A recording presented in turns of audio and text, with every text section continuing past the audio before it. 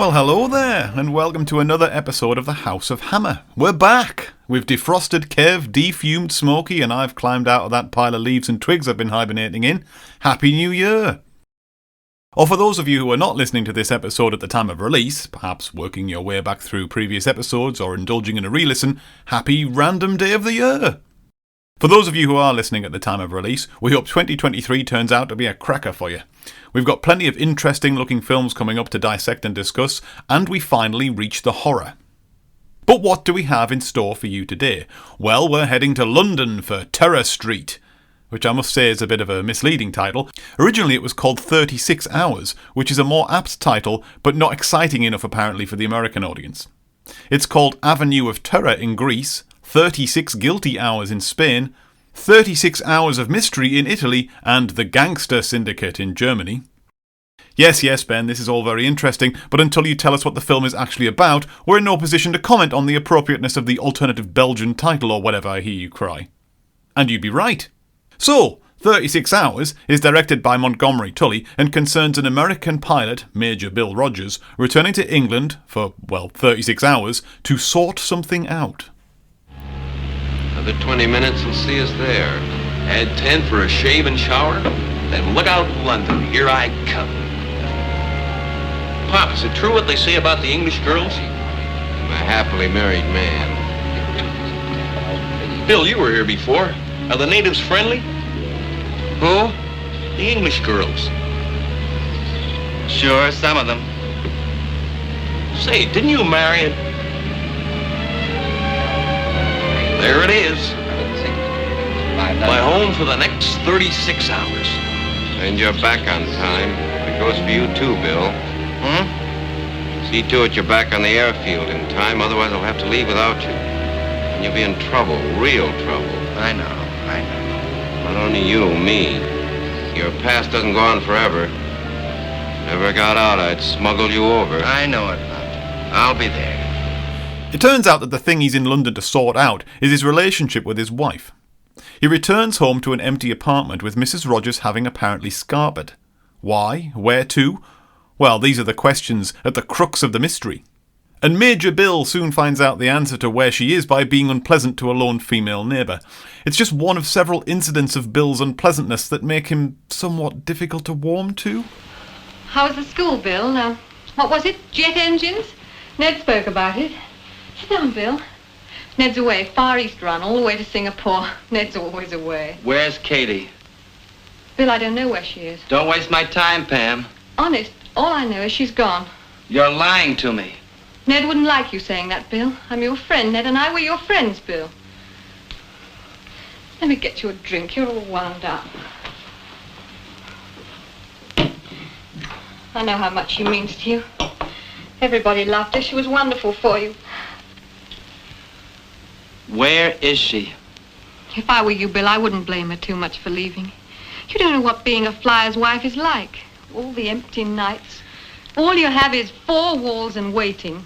Sometimes a woman gets tired of waiting. You were gone for nearly a year. You said it would only be for 3 months. Where is she? Lots of wives leave their husbands, Bill, just like Katie. She didn't just up and leave without a reason. She might have. Without writing me and explaining? I want to know where she is, Pam. You've got to tell me. So he tracks down where his wife is now living and gets into her apartment. As he waits, he has a bit of a reminiscence and we go back in time. Turns out Bill and Mrs. Bill, aka Katie, had quarrelled about Bill taking a job in America soon after they were married. One that would see him away from London for months on end. So we're left to assume that she got tired of waiting. Bill's trip down memory lane comes to an end when Katie returns home to her apartment to find Bill seemingly waiting to confront her. He's been drinking and he has a gun. Surely he's not going to do anything awful, we think. Well, no, he isn't, because instead another chap kind of floats out from behind the curtains and clobbers him over the head. With Bill out cold, this mystery man then shoots and kills Mrs. Rogers, quite shockingly, with Bill's gun, places it back in Bill's hand, and then phones the police. Bill has been framed.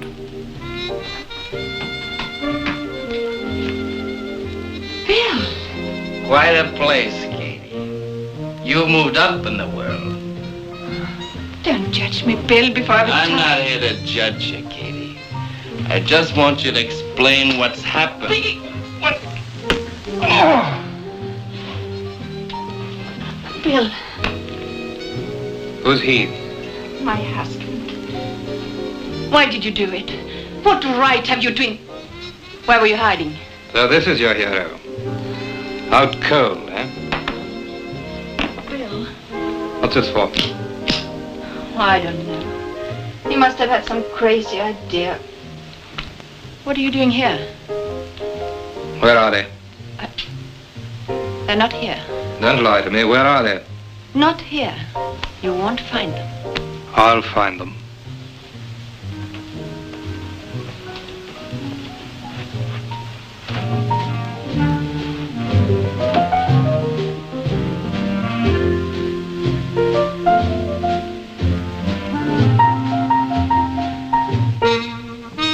Goodbye, Katie.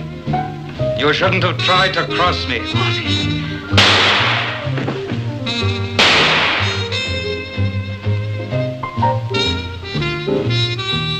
So now Bill needs to work out not only why his wife left him, but who killed her, and why. Phew. Well, that brings you up to speed with the plot, so now it's time to head over to the round table to see what we thought of it all. And there I'm joined, as usual, by Smokey and Kev.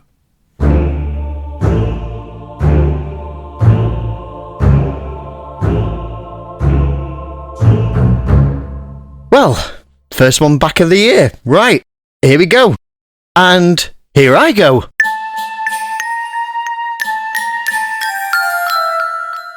Before we get into the meat of the episode, I thought I'd just tell you a little bit about Dan Duryea, as this is the only Hammer film he ever appears in. Duryea was born on the 23rd of January 1907 and raised in White Plains, New York. He had a very illustrious education that would see him join Cornell's oldest senior honor society. He majored in English with a strong interest in drama, much to the disapproval of his parents, and they obviously told him he needed a proper job, so he became an advertising executive, like you do. After 6 stress-filled years, he had a heart attack that saw him completely out of action for a full year as he convalesced. Obviously, the Mad Men advertising scene just didn't suit him, and he finally got his way and started on the far less stressful life of a successful stage actor. Alright. This included the original 1939 Broadway production of The Little Foxes that he'd repeat on the silver screen in 1941. By the 50s, he'd already carved a niche for himself playing sneering western villains and general ne'er-do-wells, although like he does here, he did occasionally get to be the hero. He's got a small but very pivotal role in Fritz Lang's 1944 noir classic Ministry of Fear, for instance, where he's got quite an unconvincing English accent and a very convincing large pair of scissors, and again, is a very, very bad man. During his quite lengthy career, he's headlined and played opposite some of the cream of Hollywood, and although his career did take a bit of a dip during this particular part of the 50s, he was by no means out, and carved out a name for himself on TV as he grew ever more popular. This didn't stop him appearing in films though, and it's worth noting that he's in the main cast alongside James Stewart in 1965's The Flight of the Phoenix, that was written by Trevor Dudley Smith, the author behind Man-Trap and Wings of Danger. So there you go. Forget 3 Degrees of Kevin Bacon. You don't have to look too far to find a Hammer connection just about anywhere in movie history.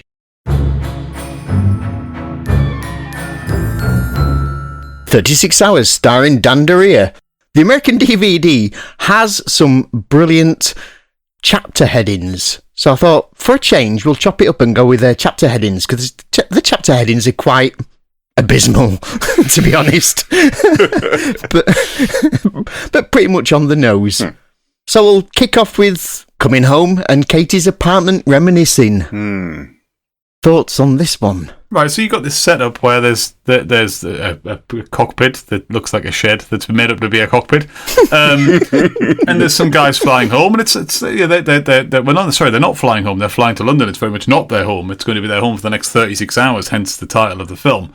And we have one a guy in particular who appears to be a bit sort of distant, melancholy, thinking about something that's in London that he's going to see, and when they land, he resists the offer of a date with a young woman offered to him by someone who's giving him a lift. And he heads into London, and we soon find out that he heads back home. The label or the sort of the nameplate on his door indicates his wife should be there. Everything's covered in sheets to imply that she has long since gone. So we've got this kind of mystery as to we don't know who his wife is. We don't know why she's left him. We don't know where she's gone. We don't know why he's back. And I find that quite intriguing. I've got to say. Now, I'm going to offer the listener the first sort of glimpse behind the scenes of the calendar year. You two had seen this when we talked off pod, and I hadn't. Yep. And you two weren't fans, I think it's fair to say. And maybe my expectations have been grounded because of that. But I'm going to stop talking in a minute. All I'm going to say is I don't think I've not enjoyed this as much as you have, because this summed up by this start. I found this quite intriguing. I don't know who he is. I don't know who she is. I don't know what's going on. It's been presented in quite a nice way, and we go from there. My problem with this starts from the very beginning, which is we have the cockpit in the shed, if you will, and we have the pilot that, he's the older guy. The pilot's brilliant. Yeah. I think, what do they call him? Pops or something like that? Because he's an older guy. Yeah, but you can tell he's reading his script off the idiot boards in front of him. He's making no attempt to make any bones about it. No. He's half pretending to be asleep and half with one eye open reading the script as well. But then we have the younger American, who's the co-pilot, who's actually quite upbeat, and he's looking forward to meeting the British girls, and he's all of it. And then we cut to Dan Duryea, who is sat behind him, and he is morose from the very beginning. Now, when I watch this again, we keep saying this, or I keep saying this, I don't know who says it anymore, but when I watch this on the second time, I watched this cockpit, and I was like, I would like to see the next 36 hours of the American co-pilot's journey.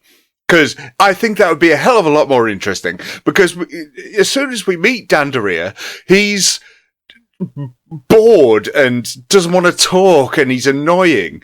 And right, I'm going cards on the table here. My main annoyance of this film: 84 minutes. Dan Duryea, is very long. We'll get to that. I'm not going to pretend to defend that for a second. It's far too long. Dan Duryea likes to yell at everybody. And he likes to yell at everybody, regardless of whether they're helping him or not. That is fair as well. Yeah, and he always yells questions. Every line he has, practically every line in his script is, "Where am I? Yeah. What are you doing? Yeah. Who are you? Yeah. Are these my feet?" Yeah. I missed the last one, but yes, everything else I totally agree with. But it's also like his tone is accusatory all the time. Yeah. He doesn't trust anyone. Okay, fine. Is that a part of the character? So obviously Dan Duryea was always worried that he was going to be typecast as a bad guy because of the films he was in previously and because of the films he was in after this as well. And I don't blame him, because he is a great bad guy. And so to cast him as the protagonist in this, I honestly think this is the first film, at least for Hammer, that I can think of, is that we have a protagonist who acts like an antagonist. He is so unlikable, and I don't want him to succeed. Because he's searching for he's searching for the killer of his wife, who he fell in love with and took to see a camel and a penguin. And, God, I couldn't get into his story because I didn't care. But you got a photo montage of his story, but Smokey, didn't that warm your cockles of your heart? No? That's why I mentioned the camel and the penguin, because they were the best bits about that photo montage.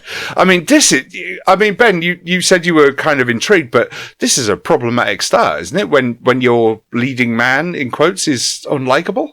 Yeah, I mean, I can't defend his throughout the film. I've said I find him unlikable. I find him irritating, and I think it goes back to the fundamentals of the film. I think the story is intriguing.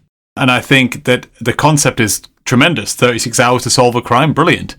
And I even think the setup's really good. Flying in to London and his wife's not there, and where has she gone, and what's happened to her, as that we'll touch on in a sort of a few minutes' time.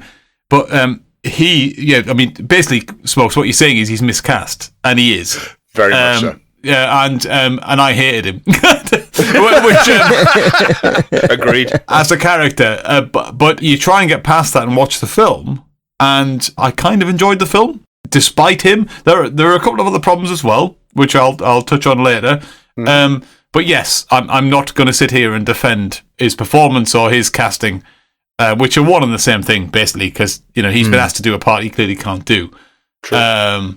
So yeah, I think he's saddled with a really poor script to a certain extent as well. I think his part is written badly. I think other parts of the script are written well, but I think his character is written badly. I would agree. He's very one-dimensional. There are a couple of decent parts in this as well.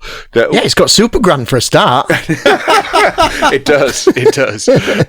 But there is some depth to this film. Unfortunately, they focus on Dan Duryea too much that you kind of forget about everything else. Yeah, I mean, we've got Harold Lang that returns, and I'd love to see Harold Lang turn up, but it's just a bellhop in this, and you think, I'd rather watch what he's doing, what conversations he's listening to over the space of a day.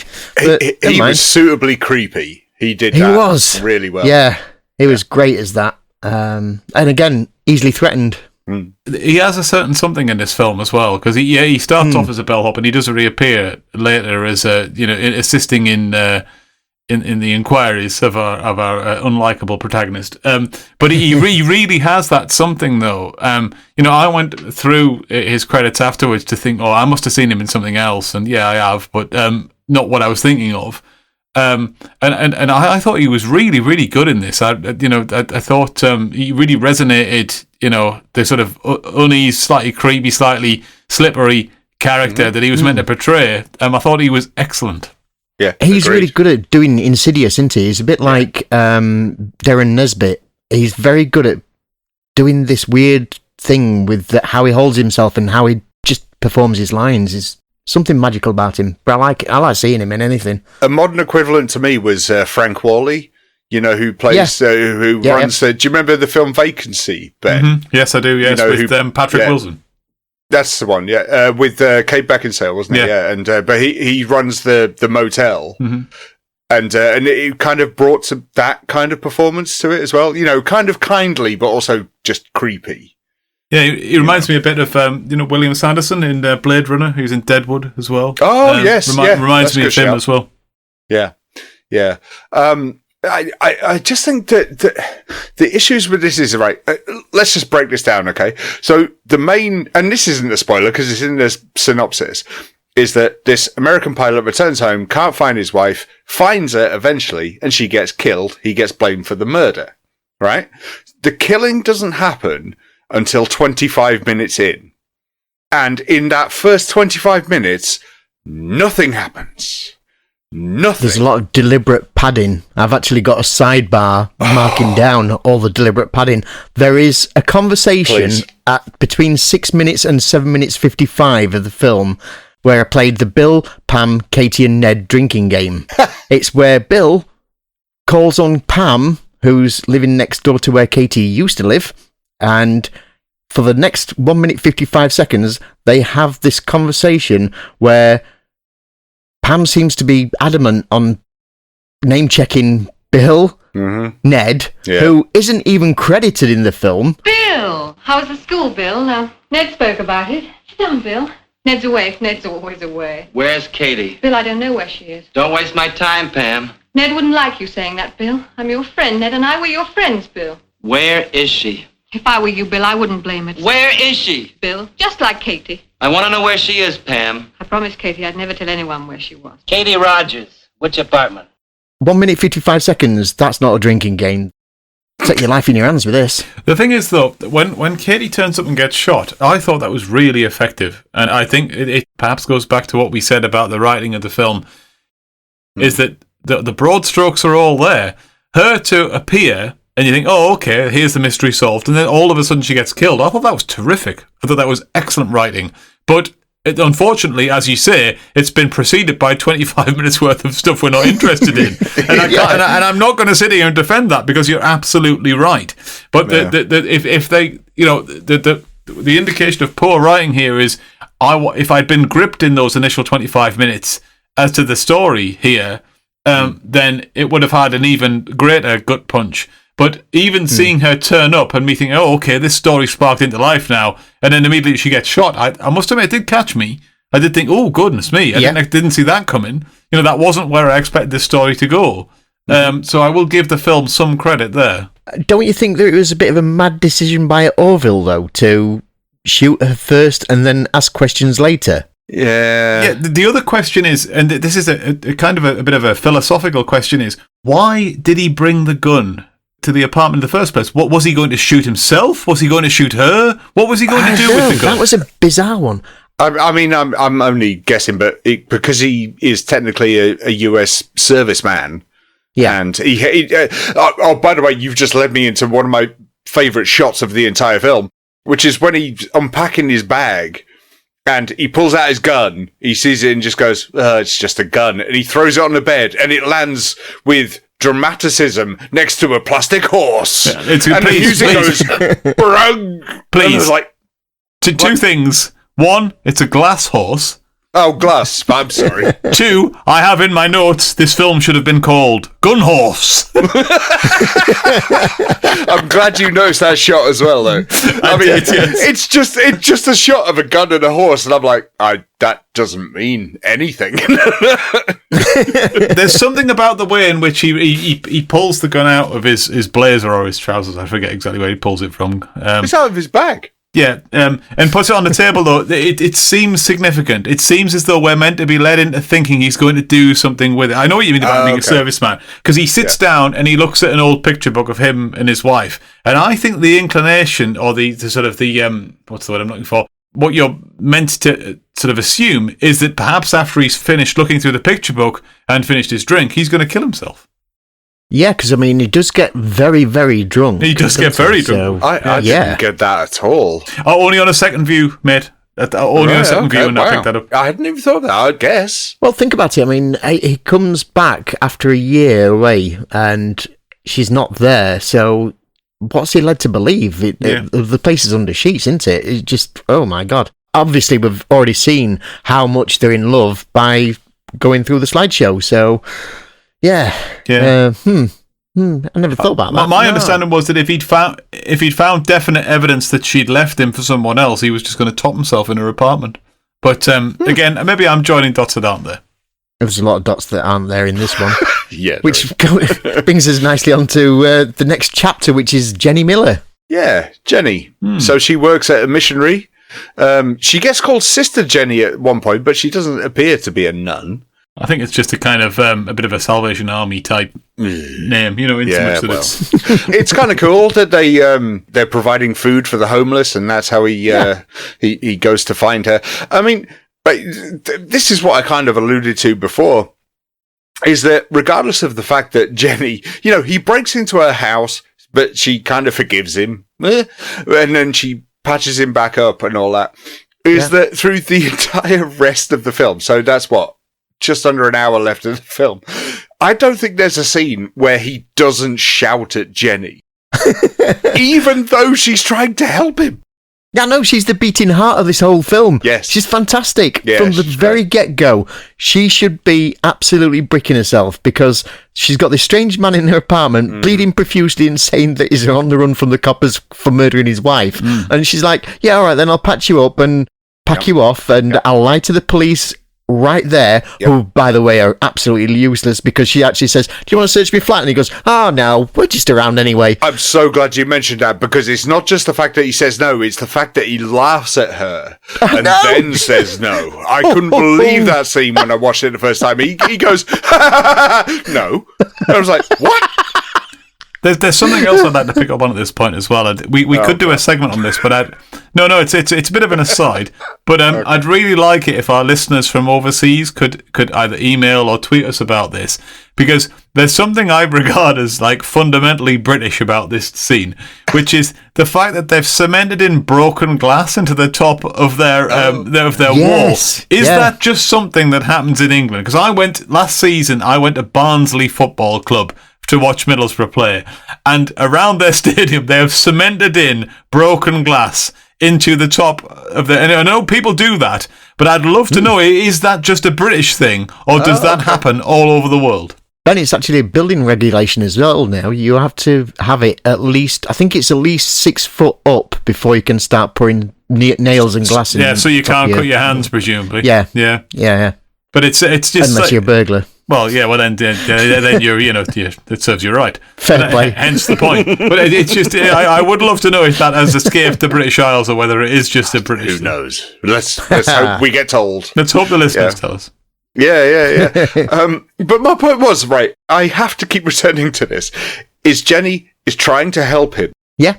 She is quite complicit in trying to help him. In the fact that she does forgery and tries to commit fraud. Yes! And all he does is yell at her. I'm not going to get away from this fact. But the thing is, she then... I'm not giving anything away here, because I'll not give away what exactly happens at the end. But at the end of the film, as the epilogue, you then have a sort of doe-eyed going, yeah, I'll wait for you. And what? Yeah. Really? The ending's ridiculous. The thing is, though, as well, the other thing to say is that, literally a day after his wife has died, he's clearly making eyes at Jenny. And you think, man. True. I know you've been away for a while, and, we all have these urges, but come on, your wife's still warm, and you're there, with the innocent, Salvation Army woman, and it's not good. It's not good look. This isn't helping his cause at all, is it? No. And you're shouting at her. You know that's against the law. Would a rope around my neck for a crime I didn't commit be lawful? It's the only chance I have. You're a good kid. I'm not a kid at all. You remember Robert Preston in Cloudburst, right? Mm-hmm. How much better would he have been in Dan Duryea's role? Genuinely, the high watermark I've been comparing him to. I'm not just saying that for the sake of it. The whole way through, I was thinking, this is a revenge film. It turns into one anyway. Yeah. And Robert Preston was so much better in being a likable. Yes. What a character that should have been unlikable, but he was really likable. He had heart. He had charisma. He had, charm. And I said this about another character, I think earlier on when we were discussing a similar type of film. If I just glance back through my notes, I believe it may have been, the chap from Blood Orange wasn't great. But there were others, looking back through the list, where you think the film lives and dies on the charisma of the protagonist and Mr. Smith. I was going to say Whispering Smith. You hated. Yeah, I tried to stay away from that because I knew we wouldn't want to discuss that. Whispering Smith. Yeah, but that's written by the same writer as this one. Oh well, they're both terrible. Then absolutely. One of them's terrible. I'm not letting it go. No, it's fine. I love that movie. We'll skip on to the next chapter. Well, actually, the next chapter is looking for answers, and we're all looking for answers for this film, so forget that. So the chapter after, this one's quite a good one. Orville Hart. How do you feel about Orville Hart? He adds a bit of unnecessary noise to the film, in so much that he's like a villain that I feel I could beat in a fist fight quite easily, and I don't say that you could take him down very readily about many. Yeah, I could take him down to Chinatown easily. You could take him down anyway because he's got a kitten on his arm for most of it. He's doing a bounty act. A kitten on his forearm, in so much that nobody carries a cat like that. I have 3 cats. No, I've never carried a cat like that. Unless he's making himself look hard by carrying a kitten on his arm. Look at this. And that kitten's terrified. Ha ha! See, I make cats scared. I think making yourself look hard by carrying a kitten is a bit of a contrarian statement. The actor who plays Orville Hart, John Chandos, I think is his name. Sorry, the pronunciation. all I could think when I was watching it was Peter Lorre light. He was trying for that gravitas and angle, and while he was serviceable, wasn't quite at that level. And I don't know if you noticed, Les, but every scene where he had to appear, because we see him in several scenes. Yeah. Some scenes he's menacing, some scenes he's gentle as a kitten, if you will. And and when he was the menacing ones, he kept throwing in the token bad guy evil laugh. He kept going, well, I'm cleverer than you. It was a bit like he was trying to be Moriarty from Sherlock, you know, and it came across as just a bit sad. And especially in the latter half of the film, when we get to sort of the violence, it was sort of like, I think he was miscast too. Yep, agreed. I think he's too complicated. He's obviously a made man because he's shacked up with his wife who has a massive country estate, and yet he's working, well, supposedly working as a customs investigator, wasn't he? Let's face it, it's another unnecessary complication. Yeah. There was no need for him to have this sideline in this customs thing, and then his blackmail sideline on top of that sideline. It's just... No, stop it. You've got a film plot sorted out there. All you had to do was follow Dan going through and finding out who killed his wife. You didn't have to then throw in all this crazy subplot 8 minutes before the film's going to end. Yeah. And then the characters stood around talking at each other again. Ugh. The next plot point, chapter point if you like, is safety deposit box.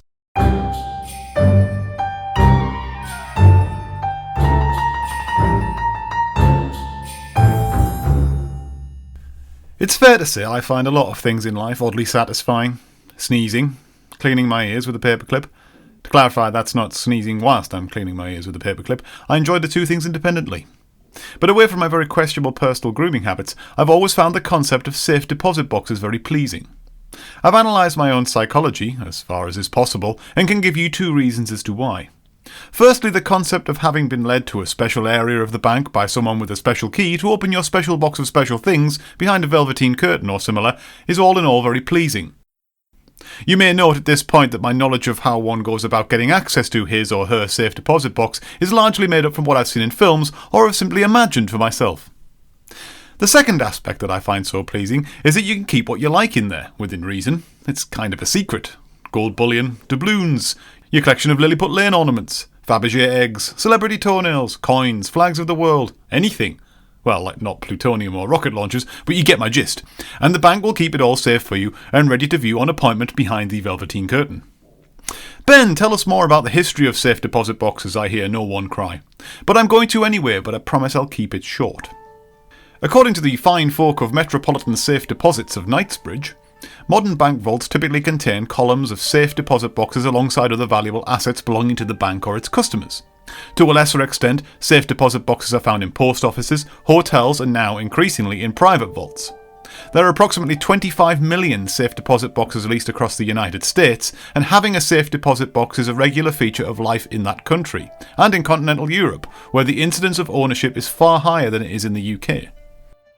The history of safekeeping more generally dates back to ancient Egypt, where powerful individuals were entrusted with valuables in return for a fee in arrangements that resemble modern banking practices. The first traces of a lockable device that resemble keys were discovered in the tomb of Pharaoh Ramesses II, who reigned in the 13th century BC. It was not until the ancient Greeks developed a more democratic and individualistic culture with small self-contained communities around 2,500 years ago that the equivalent of our modern vault first developed. Many examples can be seen today in their temples. Greek locks were generally viewed as unsecure, and it was the Romans who improved upon Greek and Egyptian locks by introducing metals as their primary material. In addition to providing greater strength, Roman locks were much smaller and keys could be worn in pockets or around the neck. The history of safekeeping and the safe deposit boxes in the UK and Europe can be traced back to the mid-17th century in London, before any banks had been established. Goldsmiths offered safe custody of customers' valuables in their fortified vaults. When those customers needed to borrow money, a new breed of goldsmith began to make loans against which the items were held in their custody as security. Payments between individuals were made in the form of notes, resulting in the transfer of ownership of items in goldsmiths' vaults. These notes eventually evolved towards what we know today as banknotes and cheques. The goldsmiths had become Britain's first bankers and established the link between safe custody and banking. The UK's first privately owned national safe deposit company was established in 1872. It opened specialised premises at 1 Queen Victoria Street in the City of London. This vault became successful and by 1968 had 15,000 customers. But it had to close its business less than 20 years later as its lease had run out. The building is now the City of London Magistrates Court. Britain's second non-bank facility was Chaucery Lane Safe Deposit, which was opened in 1876 to provide strong rooms for Londoners to safeguard their household silver. This was followed by the Harrods Vault in 1896, St James's Safe Deposit Company in Manchester in 1912, the London Safe Deposit Company in Lower Regent Street in 1931, and Selfridge's in its Oxford Street store in the 1930s. No private safe deposit vaults of any significance were built in the UK for another 50 years. In many countries, especially the US and the UK, keeping cash in safe deposit boxes is discouraged by the authorities. This has not reduced the demand for boxes, which are generally used for safekeeping of jewellery, gold bars, coins, stamps, artefacts, works of art and important documents. It is the case that a small number of private safe deposit firms, notably in the US, allow customers to store anonymously, which raises legitimate concerns that the service is there to hide financial crime. That type of service is not permitted in other countries such as the UK, where private safe deposit companies are regulated by authorities. However, with the advent of internet banking and self-service facilities, the cost implications of running secure storage facilities have become increasingly acute. The banks can no longer justify the provision of what has become a heavily subsidised service. In addition to the uneconomic pricing of safe custody offered by the banks, the modern branch no longer has the staff levels to cope with the service. Neither does the modern branch have, or wish to have, old-style bank vaults. Banks are also restricted to providing the service to bank opening hours, and today's banking industry has little interest in investing scarce resources on a low-priority, non-core service. This does not necessarily imply the imminent demise of the 150-year-old safe deposit box, but it will sadly become increasingly out of reach to the average family household.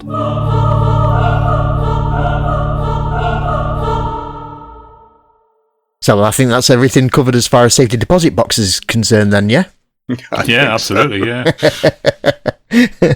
The next chapter point is Henry Slosson. Another unnecessary blackmailing, perhaps? Henry is played by Kenneth Griffith, and I've got to admit, when we first see him on screen and he has a fight with Dan Duryea, and it's the worst knife fight I've ever seen, because there's no music at this point, it's silent, by the way, and they're just going at each other for about a minute. It's like they're both having a poo. Well, kind of. There was a lot of straining going on there. And I thought, this is terrible. But I actually sort of sat back and watched it, and the resolution of their altercation afterwards was actually I quite liked it, because they actually behaved like gentlemen. They sat down and talked and sort of said, well, hang on, you've been hoodwinked and so have I. So how about we sort out this problem together? And once Kenneth was allowed to act and allowed to talk instead of pretending in this terrible knife fight, it made a lot more sense. It was actually enjoyable. This was one of the better parts of the film. And now we're going into it. So we're almost at the end of the film, really. So 84 minutes. The last, 25 minutes, half hour is the best bit of the film. Yeah. And it includes Dan Duryea, and it includes Kenneth Griffith. And then we're about to come up to one of our stalwarts, our favourites of Eric Pullman. So this is the best part of the film we're about to come up to. I enjoyed the scene a little bit more than you, I think, Smokes, because I get really tense when there's a knife sort of trying to be jabbed in someone else. I think me too, but it was a bit slow. It was, but I liked it. I always think back to that scene in Saving Private Ryan, I think, which is what gets me. But no, I'm a big one for the old sort of where it's a man on man, one knife between the two of us. But I agree with you. The sort of the the way in which it transitions into the scene where they forgive each other and they explain why they're there, and it becomes gentlemen above violence is nice, and it's to the film's credit. But yeah, let's move into the last the sort of the closing act, because there's dear me, there's an awful lot going on in the old Gremlins Chinese dungeon here. Yeah, I mean, right, just to pick you up, Smokey, you know about the absence of music in the knife fight, which I do like the way that he just gives up and goes, "Oh, I'm done with this. I'm tired now." He literally sits on the chair and goes, "I've had enough, but I'm not finished." That's the point I love. He makes. He says, "Right, I'm tired, but I'm not done." Yeah, I will kill you. Just not yet. Nobody expects it. No, they don't. But there's also an absence of music when we have a gunfight later on, and yet when you've got music going all the way through, like the Phantom Menace, for every other scene, well, it's not like the Phantom Menace, it's like River Patrol. That's even worse. Shut up, Kev. Just random music all over the place.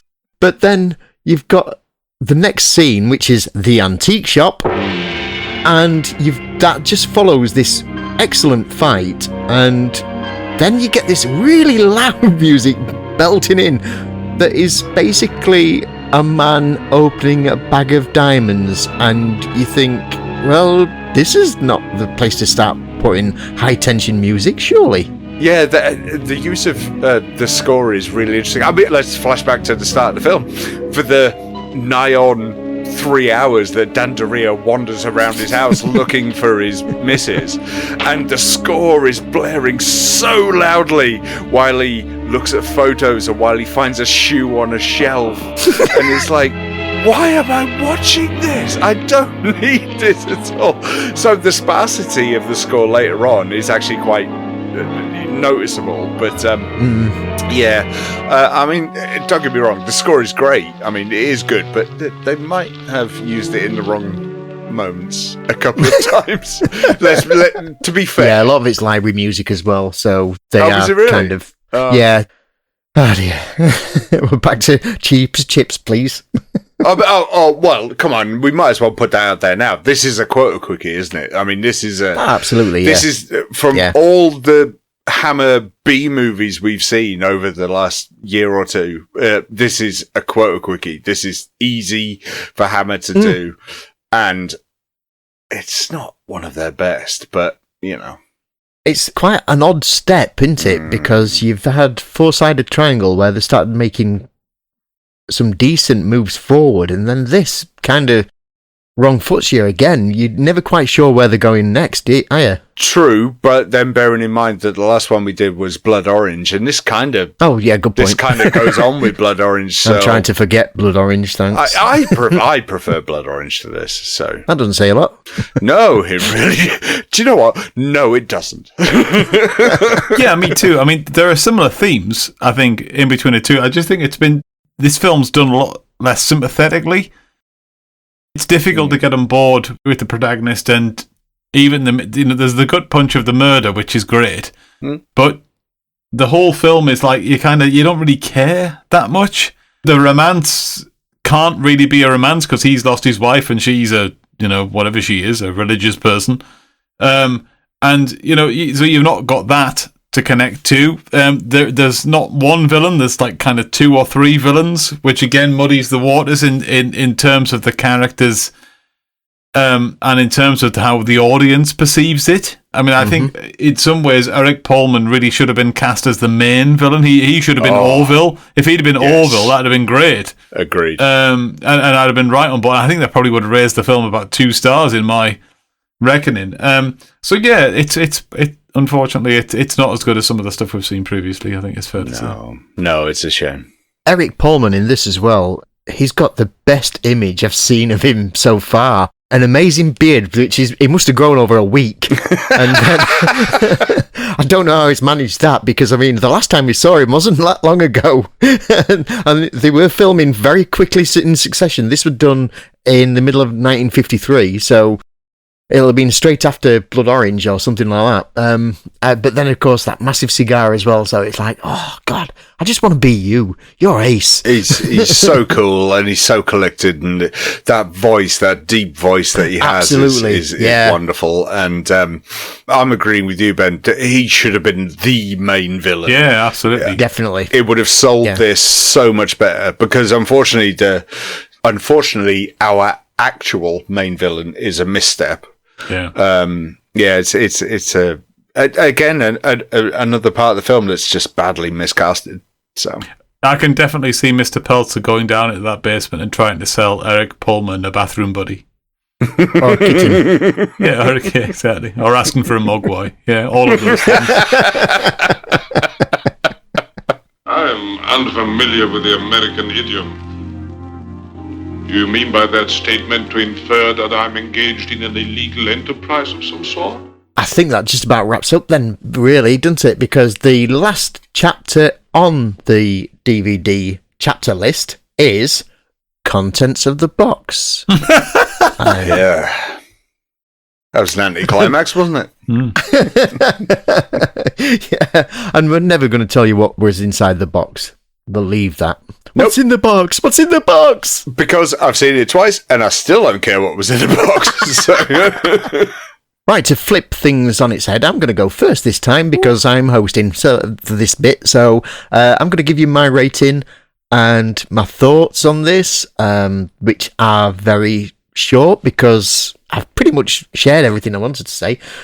My rating is a 4 out of 10 for this because I can't give it anything other than that. It's subpar for most of it. You get some odd glimmers. It is well shot. It's a really nice looking film. They've really got out and about a bit, but it's just a shame that they've not spent a lot more time tuning up the script, as far as I can see. Smokey?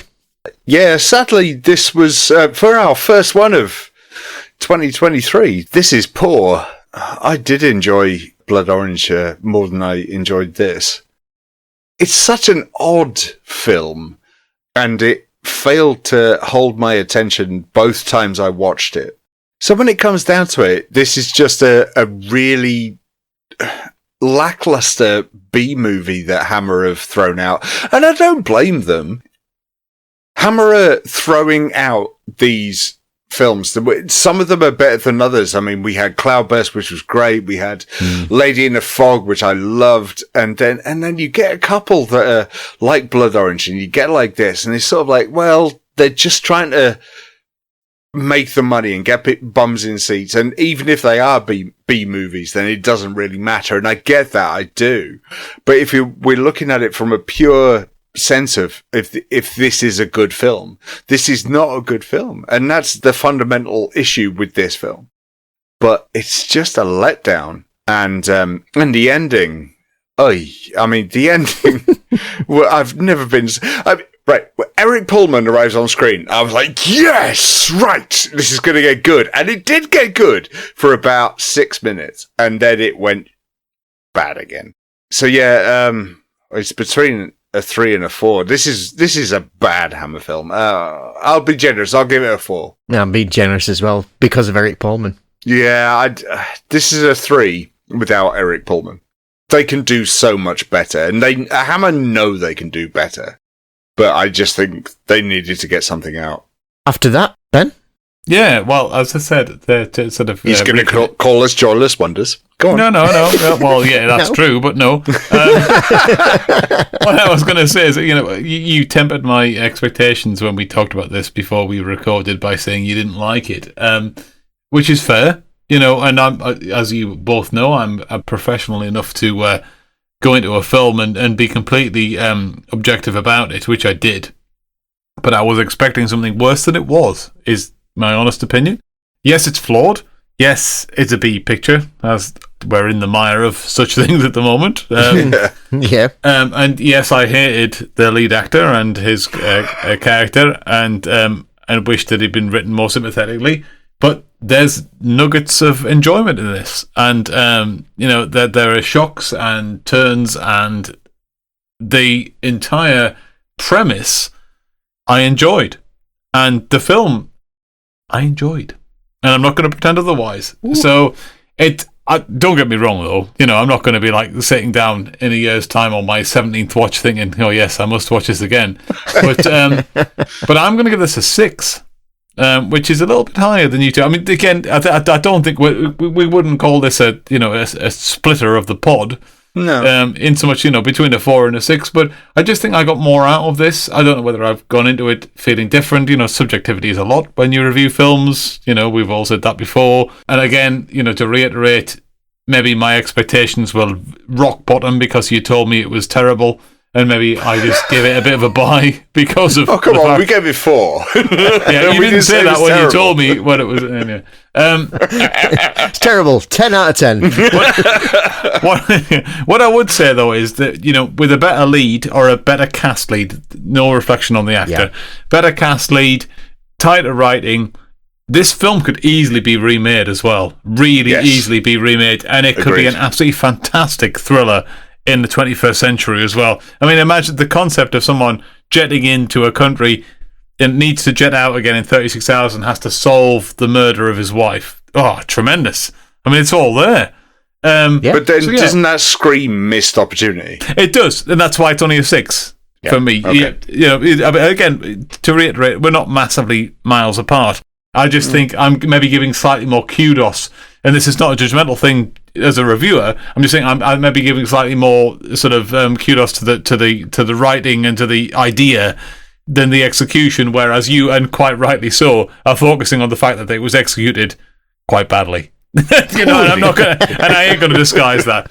So it's an interesting addition to the Hammer canon. But again, going back to the real yardstick is, if you ask me in a year's time what I thought of it, am I even going to be able to remember it? Who knows? Probably not. Good point. It's interesting that over the space of this next few months, we're going to see Hammer go from this to Dracula. Well, not only that, mate. I mean, the next film after this is Spaceways. So that's a hell of a leap from a noir crime thriller not to noir crime in space. Yeah, exactly. Yeah. I mean, that's a leap, but not as we know it.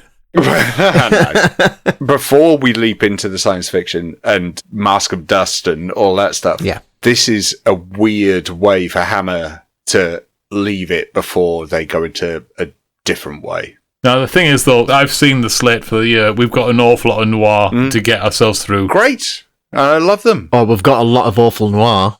It's like a type of pate.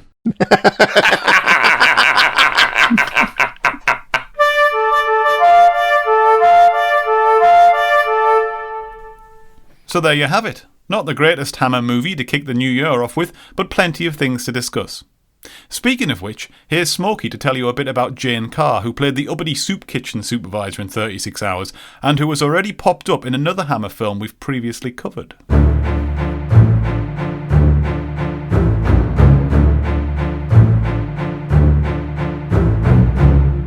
As you probably know, from time to time, here on the House of Hammer, we like to throw the spotlight on what may be some lesser-known stars of some of the films we cover. Of course, such actors as Barbara Payton and Hy Hazel are a little more well-known. The latter has obviously become a big favourite of ours. But then we brought you brief bios of Henry Mollison, and again another who has become something of a favourite of ours, Ian Wilson. Well, this time it's my pleasure to introduce you to Jane Carr. This isn't the first time we've come across Miss Carr in a Hammer film. In The Saint's Return, she played Katie French, the upper-class socialite who was more than happy to parade Simon Templar around to her rich mates. Well, burglars. This is Tommy Brett's apartment, isn't it? Never heard of him, darling. It's mine. Katie French is the name. Oh, I am sorry. And I wanted to give old Tommy a surprise. I must have miscounted the floors or the windows or something. Just a minute. Aren't you? Of course. Climbing in windows like that.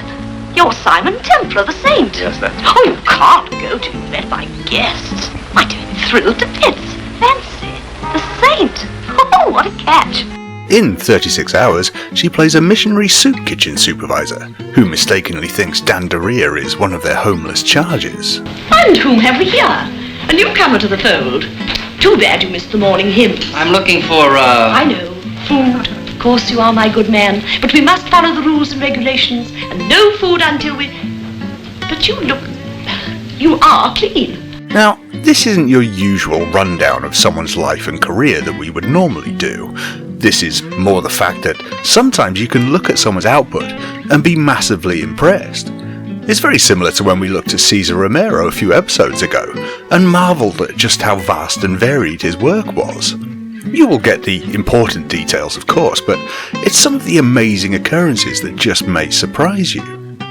Jane Carr was born Dorothy Henrietta Brunstrom in Whitley Bay in 1909.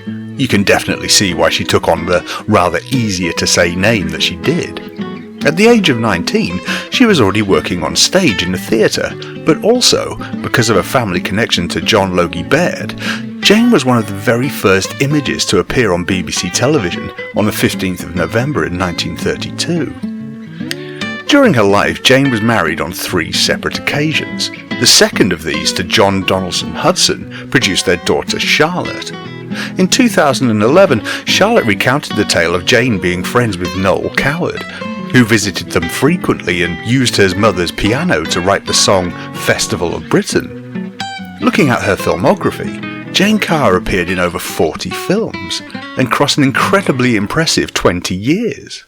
Of course, we have the 2 examples of her appearing in Hammer, but she also starred alongside Alistair Sim in 1937's Melody and Romance, and followed that up with a role with Margaret Lockwood in Alibi from 1942. Sadly, there always seems to be a sadly to these, doesn't there? 36 Hours was Jane's last ever appearance on film.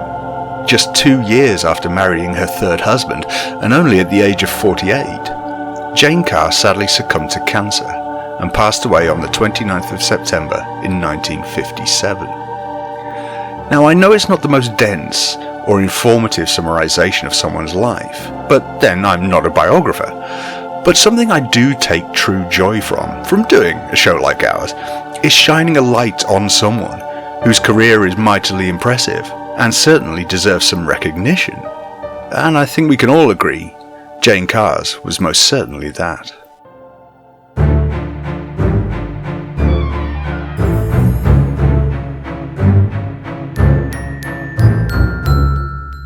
And with that, we're almost done for this episode.